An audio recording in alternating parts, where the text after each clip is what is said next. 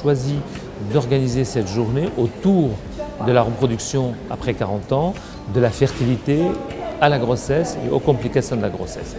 Nous avons choisi de réunir au cours de cette journée les plus grands spécialistes mondiaux dans le domaine, essentiellement européens. Nous avons les 10 leaders mondiaux dans la spécialité qui sont venus parler des sujets concernant la reproduction après 40 ans pour confronter les données, pour échanger les innovations et pour permettre le développement et les progrès des techniques de fécondation in vitro, des techniques d'assistance médicale à la procréation et de prise en charge de grossesse après 40 ans.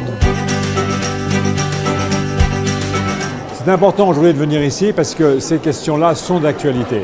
La fécondation in vitro existe depuis 40 ans.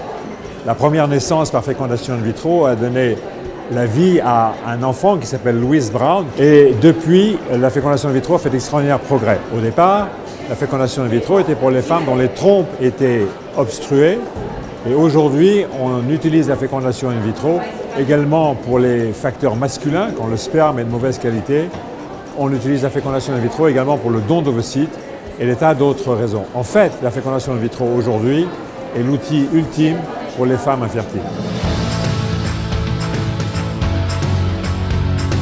Moi, je suis venue parler d'une start-up qui s'appelle Wistim, qui est une application pour aider les patientes pendant leur parcours de soins en fertilité. L'application Wistim, elle est venue pour entourer la femme, lui permettre de lui dire exactement quel produit elle a à s'injecter jour par jour et on va l'accompagner tout au long de son parcours jusqu'à la ponction et même après.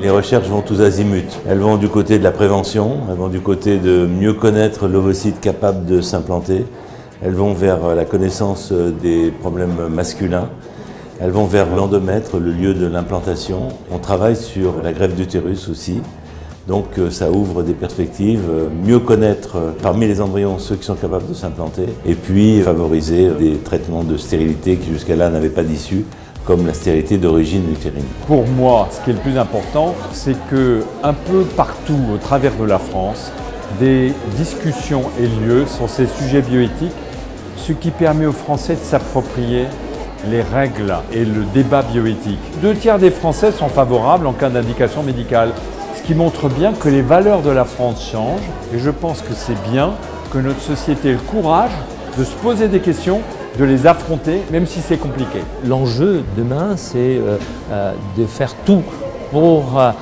faire le diagnostic de cette baisse de la fertilité, faire un grand plan pour la prévention de la fertilité et ensuite pour la prise en charge de cette infertilité si elle arrive.